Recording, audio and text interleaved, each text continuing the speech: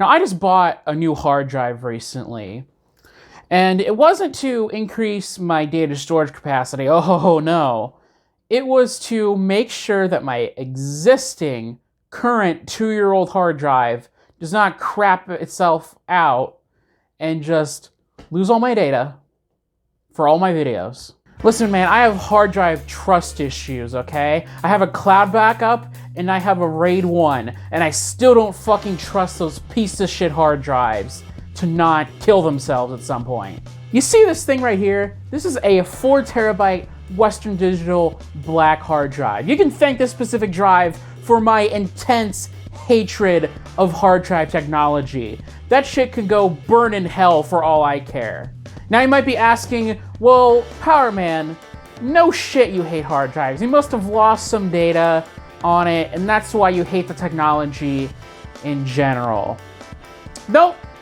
I had the proper redundancy. I had the proper backup. You know, I didn't lose anything.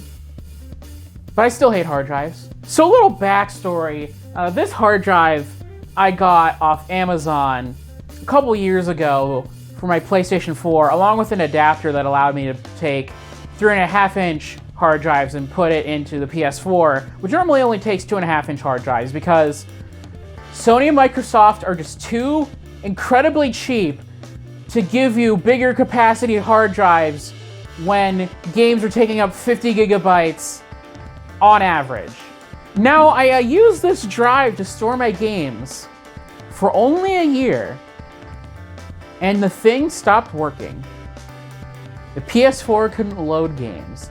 It just clicked and clicked and clicked. There was really loud clicking, and it just stopped working.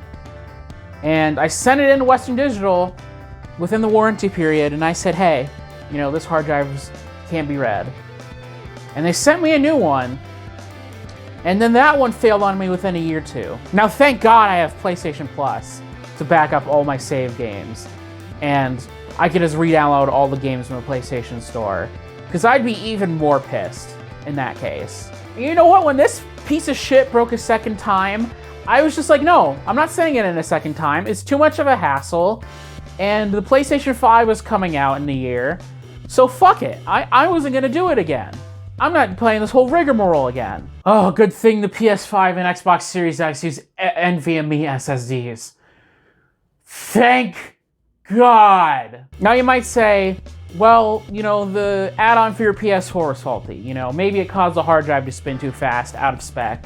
And maybe it caused it to spin 7,200 RPM instead of like 5,400 or something. Or, you know, maybe just the way it delivered power, that's what fried it. Or, you know, all sorts of other things where you couldn't blame the hard drive, but you could blame the adapter. Okay, whatever.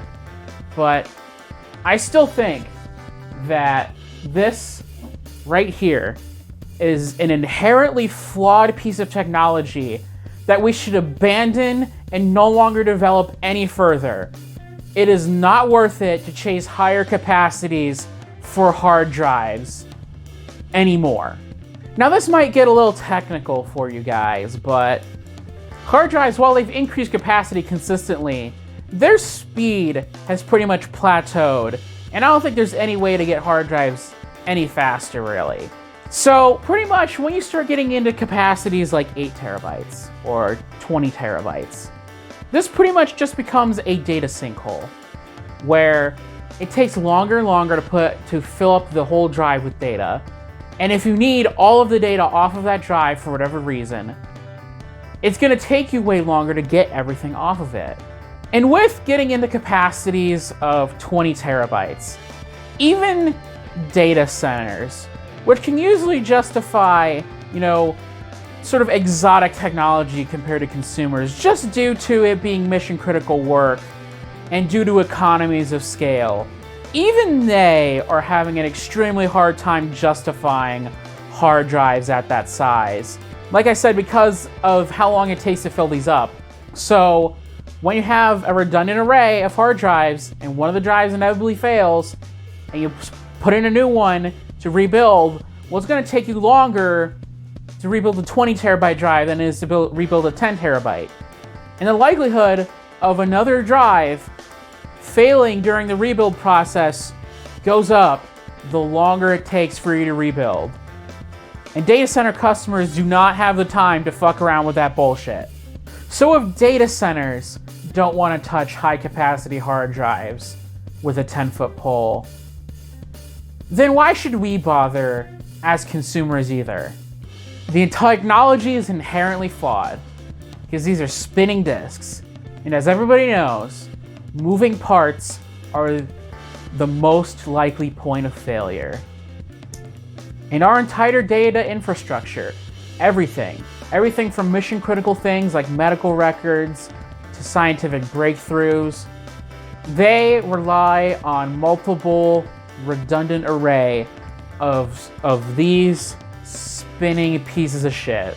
Now, I know SSDs aren't perfect either, no shit, but assuming that we replace all hard drives with SSDs and we follow the same sort of redundancy principles and structures, we are going to be exponentially more safe using SSDs, I think. Like, even with shit like bad firmware, the technology is not based on moving parts. And one day, hopefully, in the future, when NAND flash memory cell prices come down to be cheap enough, and when I say cheap enough, I don't mean just packing in more bits per cell like QLC or PLC. I mean the actual like cells themselves, so we can have more of them. That, you know, SSDs will just be a better option overall than hard drives. That instead of having, you know, 10 terabyte hard drive arrays, we can have 20 terabyte SSD arrays. And it's unfortunate that things are the way they are now, because I would love to take those 4 terabyte hard drives out of my tower and put 4 terabyte SSDs in instead. But the costs don't make any sense, because a 4 terabyte SSD is going to be like $400 or maybe even more. Whereas like a 4 terabyte hard drive is going to be less than $100. Well, I think what's really ironic is that considering the data rates that I'm using to make videos now, that I'm probably going to have to use a disk shelf at some point with hard drives in it. And so with that, you know, hard drives, you are my worst enemy. And, you know, thank you for watching.